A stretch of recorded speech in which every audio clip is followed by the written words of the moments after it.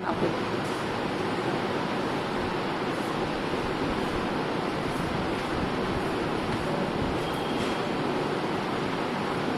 Class में हम आगे चल रहे हैं और आज हम पढ़ने वाले हैं आदर्श गैस समीकरण।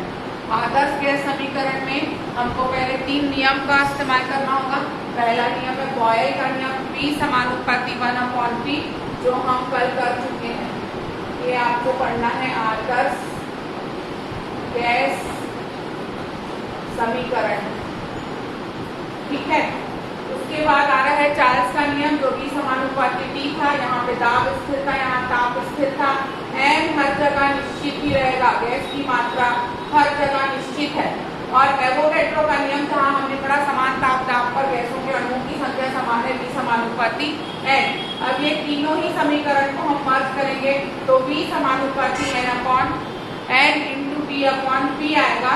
तो यहाँ से हम कर देंगे V, ये समानुपात को हटा दिए, R/T/P। ये R जो है वो आपका गैस नियतांक है, ये गैस नियतांक है या गैस स्थिरांक बोल सकते हैं आप इसको।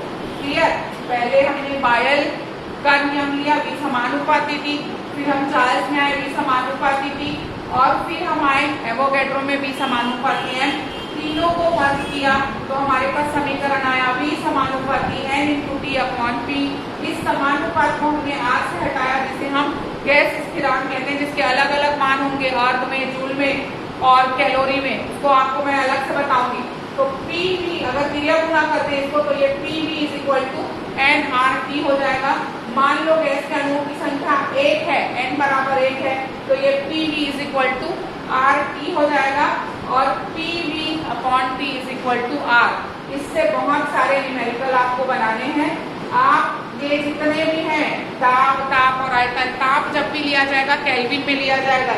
इस चैप्टर के जितने भी न्यूमेरिकल्स बने हैं जहाँ कैपिटल T है वहाँ परम ताप T ही लिया जाएगा।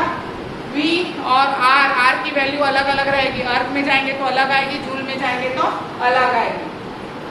अब आपको अगर एक या एक से अधिक गैसें दी हैं और यही वाला इक्वेशन लगाना है तो मान लो किसी गैस का दाब P1, आयतन V1 और ताप T1 हो, R हर बार स्थिर रहेगा।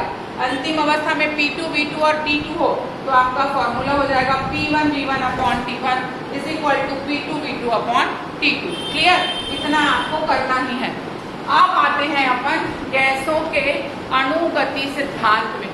ये एक बहुत इंपॉर्टेंट पोर्शन है जो आपको एक बड़ा सारा हिस्सा बता रहा है। सबसे पहले आप एक घनाकार पात्र लेंगे। इस घनाकार पात्र में एक गैस सिर्फ है, तो बहुत सारे असंख्य गैस के अणु हैं, लेकिन हम बात कर रहे हैं केवल एक गैस के अणु की। इस घन की 6 दीवारें रहेंगी, ये 1, 2, 3, 4 और सामने और पीछे वाली 5 और 6। हम इन 2 दीवारों की बात कर रहे हैं जो लेफ्ट और राइट साइड में है। राइट साइड की दीवार को हमने A माना है, लेफ्ट साइड की दीवार को हमने B माना है। पहले अणु को हम राइट साइड ले जा रहे हैं, जब वो राइट साइड की दीवार में टकराएगा तब उसके वेग को V मानेंगे, और फिर वो लेफ्ट साइड की दीवार से टकराएगा तब भी वेग V रहेगा, क्योंकि दूरी समान है। तो ये जो है वेग को आप V से लिखेंगे। हर बार आपकी बुक में U से है पर आप V से काम करेंगे। तो देखिए A पर टकराने के पूर्व का वेग V था, और मात्रा अगर जोड़ देंगे तो मात्रा और वेग संवेग होता है, तो M × V लिखेंगे। मात्रा को क्यों जोड़ा गया? क्योंकि गैस के अणु का अपना एक द्रव्यमान होगा, इसलिए उसको भी जोड़ा गया। तो जब A से टकराया गया तो वेग V था और मात्रा को जोड़ा तो MV हुआ। मात्रा गुणित वेग बराबर संवेग होता है। उसके बाद आपने वापस जब B में जा रहा है तो उसी को आपने माइनस कर लिया, क्योंकि रिवर्स जा रहा है, तो ये -MV हो गया। प्रत्येक बार संवेग निकालेंगे तो MV माइनस संवेग में, दोनों अणुओं के संवेग में अंतर निकालना है, तो MV - MV = 2MV आ जाएगा आपका। क्लियर। अब A B से टक्कर के मध्य तय की गई दूरी, मान लो यहाँ से यहाँ L सेंटीमीटर चल रहा है, तो यहाँ से यहाँ वापस जाएगा तो वो 2L सेंटीमीटर हो जाएगा। तो A B टक्कर के मध्य की दूरी 2L सेंटीमीटर तय करनी पड़ती है, जबकि अणु B से B वेग से चल रहा है 1 सेकंड में, तो जो 2L सेंटीमीटर चलना है उसमें कितना समय लगेगा? तो 1/V × 2L हो जाएगा। क्लियर। क्योंकि V यहाँ है, जब भी जमाएंगे तो नीचे आएगा, तो 1/V × 2L, तो आपके हाथ में आ जाएगा 2L/V। फिर से लिखेंगे, अतः एक टक्कर में लगा समय 2L अपॉन V ही चलाएंगे आप हर जगह पे, 2L अपॉन V। अब आगे आते हैं, अणु 2L अपॉन V सेकेंड फलक से एक बार टकराता है, तो एक सेकेंड में फलक से कितने बार टकराएगा, तो उल्टा हो जाएगा, ये V अपॉन 2L हो जाएगा।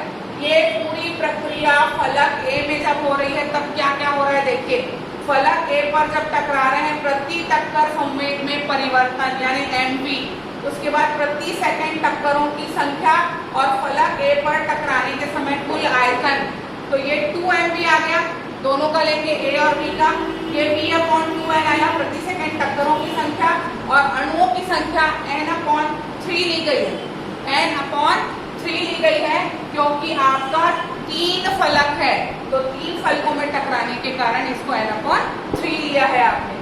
तो अब इसको आप मर्ज करेंगे इस पूरे समीकरण को तिर्यक गुना करके, तो ये हो जाएगा 1 upon 3 mnv square upon L, 1 upon 3 mnv square upon L।